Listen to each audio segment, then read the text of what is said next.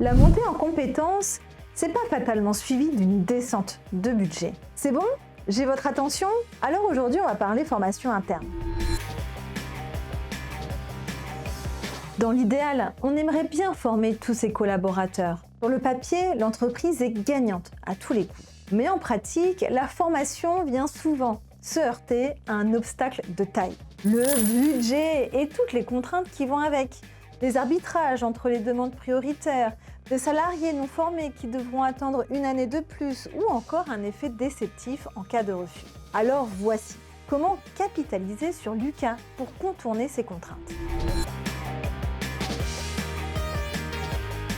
L'UQA Formation fonctionne comme un LMS classique, mais avec des formations internes, valorisées au même titre que les formations d'autres organismes. Pour ça, il vous suffit de vous rendre dans l'espace administration, puis gestion du catalogue et créer votre formation en interne. La formation interne a 3 avantages. Valoriser des collaborateurs qui deviennent formateurs, partager les savoirs internes au plus grand nombre ou encore faire des économies sur les budgets de formation.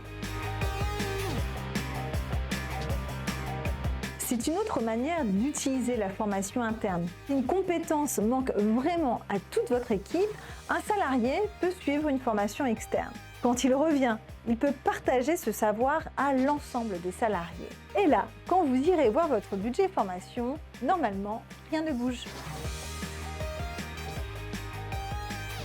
Mais pour ça encore, faut-il leur donner l'envie d'avoir envie, comme le dirait notre cher Johnny National.